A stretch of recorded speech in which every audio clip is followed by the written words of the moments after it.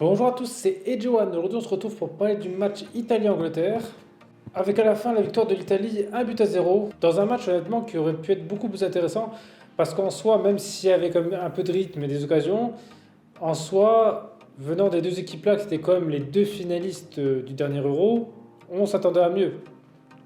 Et on voit que le niveau a vraiment baissé. Donc c'est vrai que c'était intéressant que ça affronte parce qu'en soi, les Anglais, maintenant ils sont éliminés, c'était le dernier de leur groupe. L'Italie aussi était en difficulté. Et là, on a vu que le meilleur des deux, ça reste l'Italie. Et aussi, on a pu voir la faiblesse des deux équipes. Alors, ça a commencé, on va dire, assez fort pour l'Italie. Donc, c'est-à-dire qu'ils ont vraiment pris le match en main au début. Je ne sais pas si les Anglais qui étaient peut-être pas chauds ou l'Italie qui était vraiment en vie. Mais en tout cas, voilà, l'Italie a bien commencé. Le gardien de l'Angleterre a dû s'employer dès le début.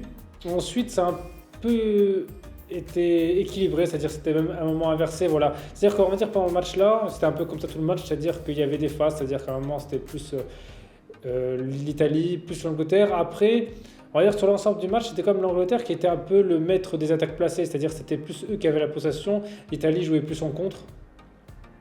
Voilà, pourquoi pas. Là, après, ce qui a marché, c'est le contre, mais aussi c'est parce que le problème là de l'Angleterre, ce qui m'a fait un peu halluciner, c'est que devant, en tout cas jusqu'à le premier but de l'Italie, eh ben, les Anglais ils jouaient limite individuelle et en fait je comprends pas, c'est-à-dire qu'admettons il y avait des actions et que c'était surtout Kane et Sterling on va dire que les actions et ce qui se passait c'était qu'il se passait pas le ballon donc en gros ils étaient tout seuls. Kane qui mettait un peu de temps à jouer, qui se retrouvait dans des angles où c'était quasi impossible de marquer, ben, qui tente, ça marche pas. Sterling qui s'amuse à faire des dribbles au milieu et puis ça marche pas. Et donc là, j'ai vraiment pas compris parce qu'en soi, c'est comme une équipe qui se connaît depuis un moment. Voilà, c'est comme une génération qui, ça fait un petit moment qu'ils jouent ensemble. Il y a quand même des changements, mais dans l'ensemble, les cadres, ça reste les mêmes. Et là, ils jouaient pas ensemble. Alors, j'ai pas assez suivi le foot anglais pour savoir ça, mais je sais pas s'il y a eu un problème dans les vestiaires d'entente ou pas, mais c'est quand même hallucinant parce que les Anglais jouent quand même bien, c'est comme étant en finale de l'Euro, c'est quand même un bon collectif, l'entraîneur c'est le même, et d'un seul coup, que tout bazarde alors que c'est les mêmes joueurs. Si on prend par exemple en face l'Italie qui avait quand même beaucoup de joueurs de différents comparé à l'Euro, là encore limite ça me choquerait moins. Mais là je comprends pas. C'était vraiment hallucinant parce qu'en soi ils avaient plus d'occasions, c'est-à-dire que sur le match là, pour moi, l'Italie ont eu plus d'occasions, mais en soi, ils étaient vraiment maladroits devant le but. C'est-à-dire, par exemple, ils mettaient le ballon au-dessus du stade ou des choses comme ça. Alors que les Anglais, toutes leurs occasions, elles étaient comme franches, mais ils en ont eu moins. Et puis, aussi, ce qui n'a pas été intelligent, on va dire, pour la part des Anglais, c'est que les Italiens, ils défendaient bien dans l'axe, avec une défense à 3 et les Anglais, ils passaient au milieu, quoi. Je comprends pas. Je veux bien au début que tu tentes, mais quand tu vois que ça marche pas et qu'après, quand tu tentes sur le côté, ça fonctionne, eh ben, c'est compliqué. Et c'est aussi un peu pareil sur le but. Alors, c'est que c'est un très beau but du joueur de l'Italie. Voilà, il a fait un beau contrôle, il a le temps de se retourner et marquer. Mais ça, honnêtement, ça arrive que en face, si le défenseur adverse, il fait rien, il fait l'épouvantail. En plus, c'était Kyle Walker, qui est comme un défenseur comme mondialement connu. Voilà, on sait que c'est un super défenseur normalement. Et il a laissé un joueur en face se retourner, faire un contrôle et frapper alors qu'il était devant lui. C'est-à-dire que c'est pas comme s'il revenait en course, il était vraiment face à lui au marquage. Et je comprends pas pourquoi il n'est pas sorti sur lui. Ou qu'il n'a pas essayé de l'empêcher de tirer. Je sais pas, quand il tire, il tacle, mais non, il n'a rien fait. Et ça, quand on voit ça, c'est ce qu'on peut voir en Ligue 2 ou au niveau national. C'est pas au niveau international que tu vois ça. Des buts comme ça, c'est le genre de but qu'on met sur FIFA, mais pas en vrai. J'ai halluciné. Bon, le but est super beau, hein. Mais quand j'ai vu comment la défense était passive, parce que c'est vrai, l'Italie, ils passaient vraiment dans l'Angleterre comme du gruyère, hein.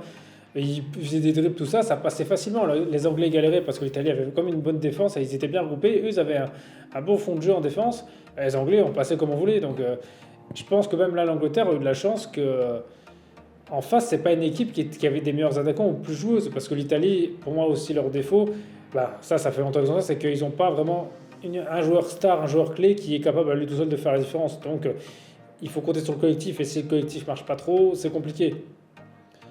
Parce que là, on a vu que même contre une équipe des Anglais qui n'était pas vraiment au top du tout collectivement, l'Italie ont gagné certes, mais ont eu du mal. C'est-à-dire que c'était pas comme simple pour eux.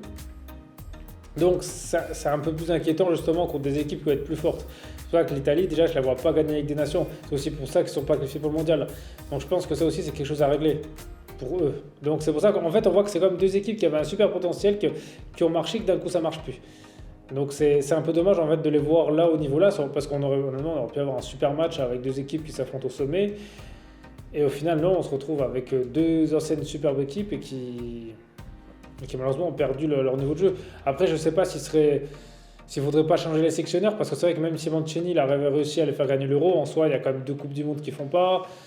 Les Anglais, alors ok, ils ont été en finale, mais là, cette année, ça craint. En fait, je pense que déjà pour l'Angleterre, ce qui va être décisif, c'est la Coupe du Monde. Et franchement, quand on voit ça, les Anglais, s'ils passent déjà les phases de poule, ce sera un miracle, à mon avis. Et c'est juste que j'ai pas compris sur l'entraînement de l'Angleterre, parce que tous les matchs des Anglais que je vois, c'est la même chose. C'est Grealish, il rentre vers la 75e. Mais jamais les titulaires. Alors on peut dire ce qu'on veut sur lui. Bon, je sais pas ce qu'il fait à City, c'est vrai qu'on a dit qu'il s'est pas bien adapté. Mais en soi, quand il rentre, mais c'est lui qui change totalement le jeu de l'Angleterre, c'est-à-dire qu'il est partout, il est derrière, il est devant, il essaye de faire le jeu, il fait des bons dribbles, il fait des bonnes passes. C'est un super meneur de jeu, je crois, avec l'équipe d'Angleterre. Et je comprends pas quand je vois ça qu'il n'est pas dès le début, parce que dès qu'il rentre, l'équipe elle change complètement. Et je comprends pas. Donc voilà, après vous, justement, dites-moi dans les commentaires ce que vous avez pensé de ce match. Voilà, si vous l'avez trouvé passionnant, si vous avez trouvé justement que ça aurait pu être mieux, ce que vous pensez aussi de la relégation en Ligue B de l'Angleterre. Et sinon, merci à tous d'avoir regardé cette vidéo. C'était AJ1, on se retrouve très vite pour une prochaine vidéo.